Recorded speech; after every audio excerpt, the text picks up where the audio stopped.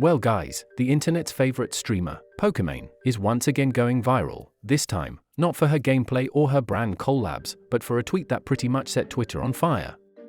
So, if you somehow missed it, Pokimane posted a tweet that got over 30 million views. Yeah, you heard that right, 30 million. That's basically the entire population of a small country just collectively watching one post. And as usual, everyone had something to say about it. The tweet sparked an absolute uproar. People were quote tweeting, arguing, praising her, calling her out, basically, the entire internet dogpile that happens anytime Pokimane so much as breathes online. What's even more interesting is that this isn't the first time she's made headlines recently.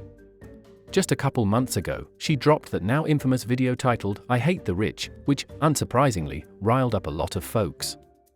Some people were like, yeah, finally someone's saying it, while others were calling her a hypocrite because, you know, she's literally a millionaire influencer.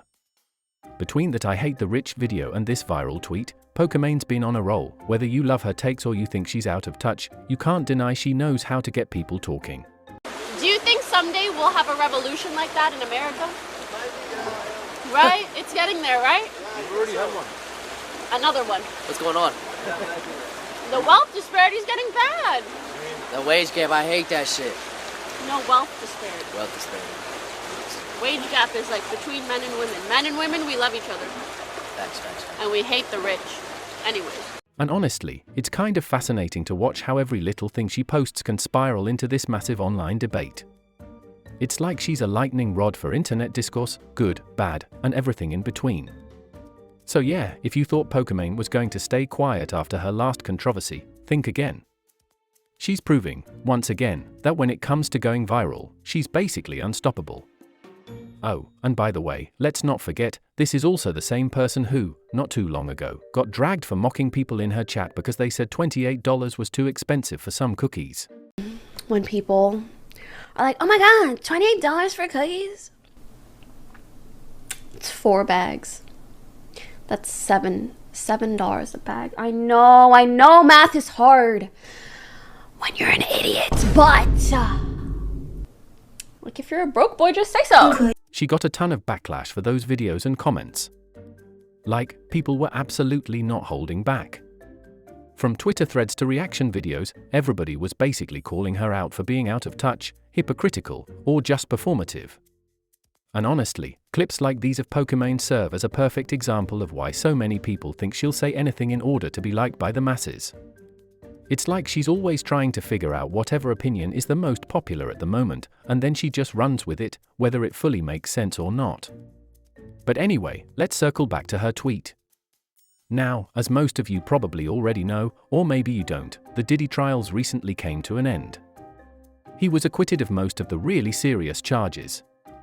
And I'm only bringing this up because it's relevant here, and I'm pretty sure that's what Pokimane's tweet was referring to. So Diddy gets acquitted, and obviously, everybody had a reaction. Some people were shocked, some were angry, and some were just tired of hearing about it. And that's when Pokimane jumped on Twitter and posted, "Believe all victims." Now, look, on the one hand, it's important to take allegations seriously and support people who come forward. But at the same time, automatically believing every accusation without any evidence can get really messy, really fast. When that tweet dropped, the comments weren't holding back at all. But before we even get into the replies, let's look at some of the reposts that absolutely exploded. One of the biggest ones had over 250,000 likes, and it said, "I was graped by Pokimane in 1997.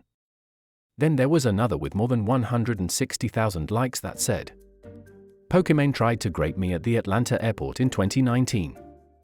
And it didn't stop there. Underneath, you had comments like, "Pokimane graped me. 47k likes.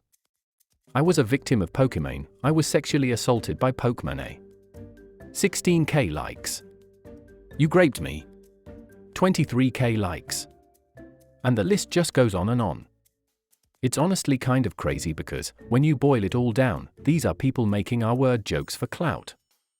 Like, this isn't even remotely funny. False accusations and sexual assault are obviously very real, serious issues, and seeing the entire timeline turn it into some viral meme is just weird.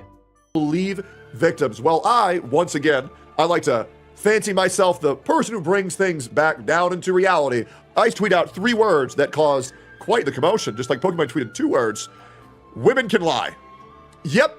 So let's just go ahead. I'm going to talk about why it is so dangerous to tweet out things like believe victims. You know what we should believe, Pokimane? People should believe proof.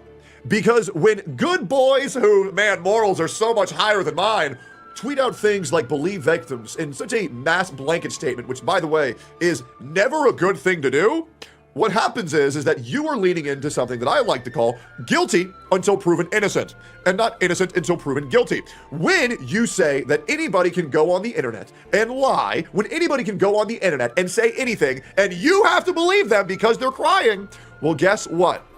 That doesn't set up a good precedent, now does it? Pokimane drops a believe victims tweet. How brave. Oh, God. Shouldn't you figure it out based in a court of law? Don't go around and just believe what people say. You know why? It's because people lie. What a dumb thing to say. But seriously, shouldn't you figure it out in a court of law? You can't just believe everything people say, because people do lie. What a dumb thing to post to millions of followers. And you know what made this whole situation even messier? People started digging up that old tweet where Pokimane was literally laughing at Amber Heard when she was on trial. If you guys remember, back then, Amber Heard was supposed to be the apparent victim. That was the narrative at the start. But obviously, as the trial played out, a lot of evidence came out showing that it wasn't so black and white, and, in a lot of ways, the story flipped. So a fan in the comments on Pokimane's Believe All Victims tweet actually reminded her about that old post. They were basically like, weren't you the same person who laughed at Amber Heard while she was testifying? And Pokimane did reply. She said something along the lines of how she had since changed her views or that she didn't have all the information back then. Which, fair enough, people can learn and grow, but when you're out here telling everyone to believe all victims no matter what, it's going to look hypocritical when you literally mocked a woman who, at the time, was claiming she was abused.